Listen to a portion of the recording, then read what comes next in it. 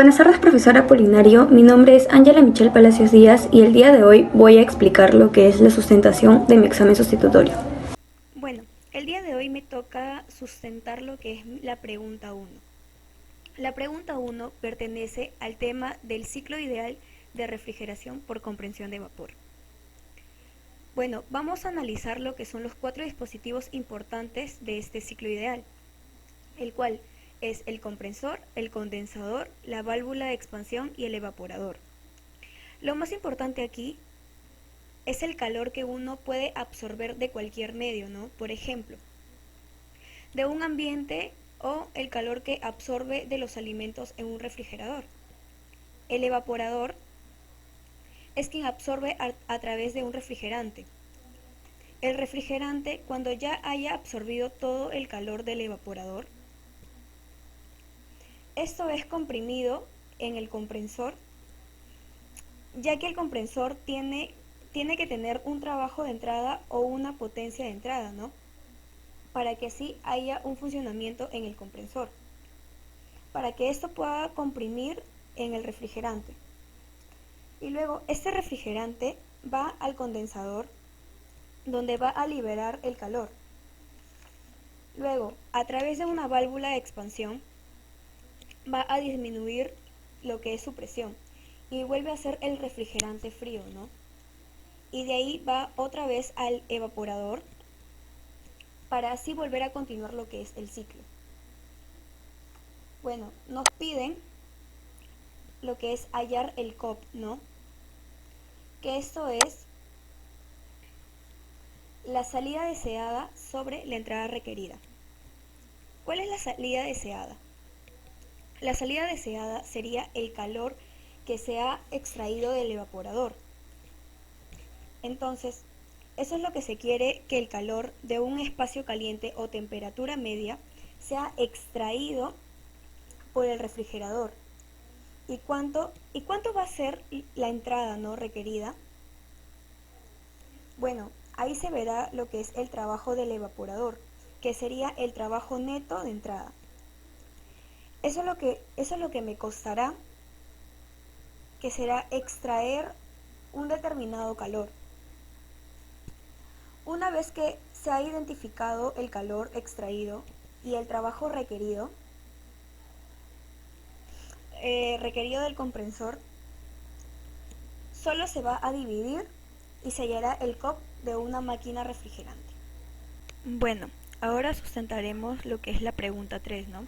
Que sería la comparación de una potencia diésel y una potencia Otto. En sí, el ciclo diésel se caracteriza por tener una mayor relación de compresión que el ciclo Otto. ¿Qué quiere decir esto? Es una relación de compresión que en sí se va a comprimir la mezcla, ¿no? El aire combustible en el cilindro del motor.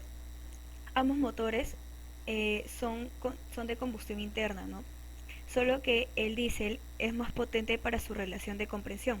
Por ejemplo, esto va a influir en lo que es la aplicación de estos motores. El motor de combustión interna de tipo diésel, porque en sí esto consume ese tipo de gasolina diésel, que en sí se llama gasóleo. Esto se aplicará en maquinarias pesadas o robustas, porque en sí esto trabaja con relación de compresión más o menos entre 14, 15 hasta 23. Cuando digo 14 me refiero a una relación de compresión de 14:1. Entonces, eso lo hace también consumiendo una menor cantidad de combustible. Se inyecta menos cantidad de diésel en el cilindro para luego ser comprimido y efectuar la combustión. En cambio, en el ciclo Otto, que es de menor potencia, por lo cual su aplicación se da más en lo que son automóviles que necesitan menos potencia, su relación de compresión es más pequeña, ya que varía de 7:1 hasta 10:1, más o menos, comparándolo con el diésel, que es más o menos el doble. Entonces, más que todo es por su relación de compresión. Esto me lleva a que si yo lo comprimo más la mezcla, ¿no? La temperatura va a aumentar, ¿no? Y también, si yo sigo comprimiendo, también va a aumentar lo que es la presión. Al aumentar la temperatura, estoy evaporando mejor la mezcla de aire-combustible. Entonces me sale lo que es una mezcla homogénea. Una mezcla rica le llaman lo que es en el análisis de combustión. Por lo tanto voy a tener una mejor potencia. Ojo, en los motores diésel también son usados en automóviles, a pesar que tienen más potencia el Otto. En sí, lo que han hecho es adaptarlo para el uso en los automóviles, pero en sí su mayor uso va a ser en las maquinarias pesadas o robustas.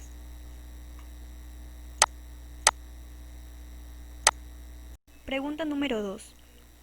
Bien, ahora vamos a analizar por qué en el ciclo Otto un ciclo termodinámico equivale a 2 veces el ciclo mecánico. En primer lugar, ¿qué significa un ciclo termodinámico? Significa que se realizará 4 procesos que se dan en el cilindro. Vamos a comenzar analizando el ciclo termodinámico, donde primero se va a comprimir la mezcla aire-combustible. Luego, al comprimirlo, dependiendo del tipo de motor, si es Otto, va a haber una bujía y esto va a originar lo que es la combustión. Y si es diésel, se va a inyectar el diésel y se va a autodetonar simplemente comprimiendo.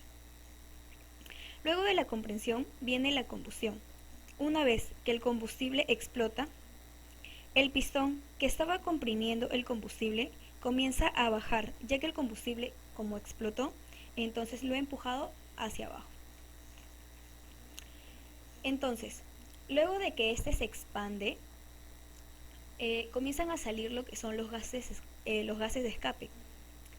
Se abre la válvula por donde se escapan los gases, o sea, después de haberse quemado el combustible con el aire, se abre una válvula de escape por donde sale o expulsa todo lo que es el humo. Esos 4 procesos equivalen a un ciclo termodinámico. Desde que este ingresa, desde que ingresa el aire combustible al cilindro, se comprime, combustiona la mezcla y luego se expande. Pero ¿qué está pasando con el pistón? Esto equivale a 2 ciclos mecánicos. Me dice que el pistón sube y baja 2 veces. Primero baja cuando el aire combustible está ingresando, Y luego va a subir, cuando se está comprimiendo. Una vez que se va a dar lo que es la combustión, volverá a bajar en la expansión y otra vez va a volver a subir. Para recalcar el proceso termodinámico y lo que hace el cilindro, lo que hará el cilindro primero es lo que es admisión, bajará para que esto pueda permitir la entrada del aire combustible. Luego sube para comprimir, una vez que comprime y logra lo que es la combustión. Luego vuelve a bajar, ya que la mezcla explota y toda esa fuerza o energía que sale a todos lados hace que el pistón baje. Luego, para que estos gases no se queden encerrados o atrapados, mejor dicho, y salgan por la válvula de escape, el cilindro da otra vuelta y otra vez se va a dar lo que es el proceso. Y por último, en este ciclo termodinámico 2/1, con respecto al ciclo mecánico, es solo para motores de 4 tiempos. Esta pregunta, sería verdadera si consideramos que el motor es de 4 tiempos. Bueno, ahora sustentaremos lo que es la pregunta 3, que sería la comparación de una potencia diésel y una potencia Otto. En sí, el ciclo diésel se caracteriza por tener una mayor relación de compresión que el ciclo Otto. ¿Qué quiere decir esto? Es una relación de compresión que en sí se va a comprimir la mezcla, el aire combustible, en el cilindro del motor. Ambos motores son de combustión interna, solo que el diésel es más potente para su relación de compresión. Por ejemplo, esto va a influir en lo que es la aplicación de estos motores. El motor de combustión interna de tipo diésel, porque en sí esto consume ese tipo de gasolina diésel, que en sí se llama gasóleo. Esto se aplicará en maquinarias pesadas o robustas, porque en sí esto trabaja con relación de comprensión, más o menos entre 14, 15 hasta 23. Cuando digo 14 me refiero a una relación de comprensión de 14:1.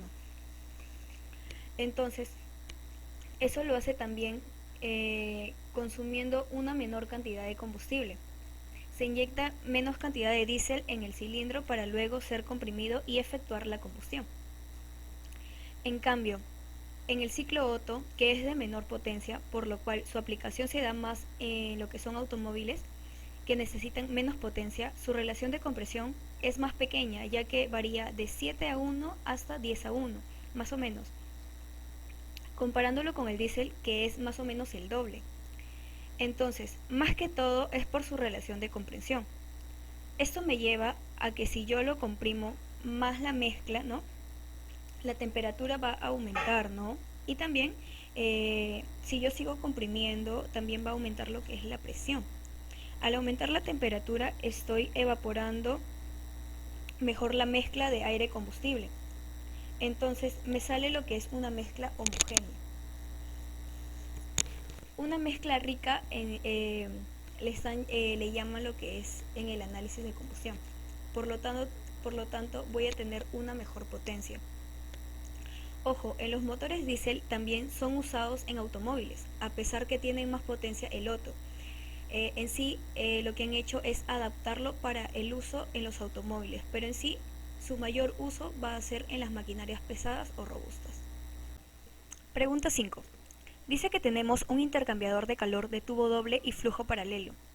Bueno, en el sustento de la pregunta 5, he graficado para visualizar cómo se está dando el proceso, ¿no? Se supone que quiero calentar 30 grados centígrados a 65 grados centígrados. ¿Y qué puedo utilizar para esto? Utilizo lo que es el agua geotérmica, que le hará pasar por lo que es, lo hará pasar por un tubo delgado de en medio, ¿no?, para que esto pueda transferir el calor. Entonces, analizaré lo que son tres fórmulas. La primera es la que generalmente conocemos como transferencia de calor por convección. Esta me dice que el calor es igual a K por el área por la variación de la temperatura media. El K, que ya lo tenemos como dato, es la conductividad térmica, ¿no? El área sería el área del cilindro, ¿no?, mencionado, que esto sería 2pi por r, que será lo que es la circunferencia por la longitud. También 2pi por r es lo mismo que decir diámetro por pi, por eso es que vamos a utilizar mejor diámetro por pi. Luego nos piden lo que es la variación de la temperatura media, ¿no?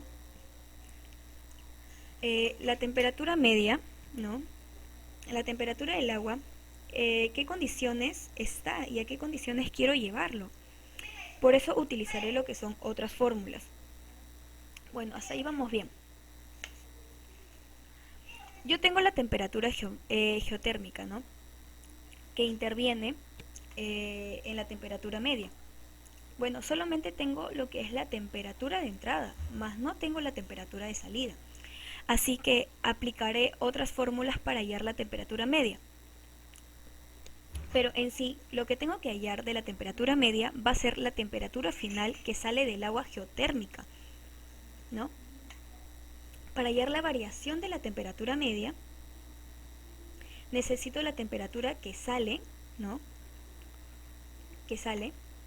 Para eso voy a igualar el calor de uno de los conductores, el calor que sale de uno de los conductores, que es el agua geotérmica, es igual al calor que entra del agua que yo quiero calentar, ¿no?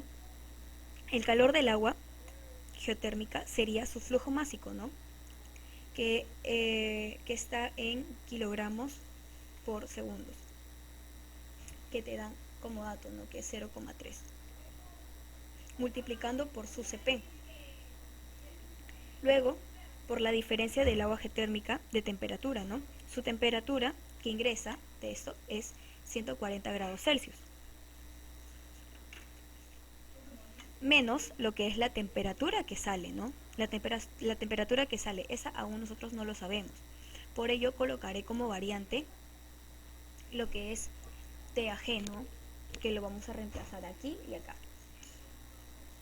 TAG, que significa temperatura de agua fría. Esa es la que sale una vez transferido el calor al agua que yo deseo calentar. Luego esto lo igualo a la masa del agua que yo deseo calentar, ¿no? Por el CP, que está acá.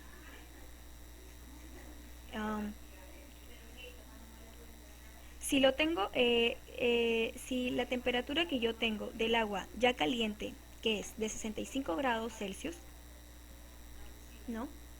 Menos la temperatura de agua fría, que es la temperatura de agua del principio, que es 30 grados Celsius. Una vez igualado todo esto, ¿no? Todo esto que está acá y reemplazado,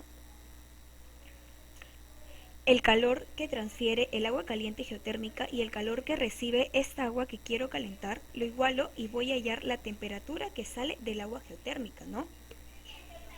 Y esto de aquí me ayudará a hallar la variación de la temperatura media. Entonces, en sí, la temperatura que será la temperatura final, ¿no? O la temperatura que sale será 106,056 grados Celsius, ¿no? Entonces, como ya habíamos platicado, lo que es todo esto nos ayudará a poder llegar a lo que es la temperatura media, ¿no? Que será reemplazar todos nuestros datos, ¿no?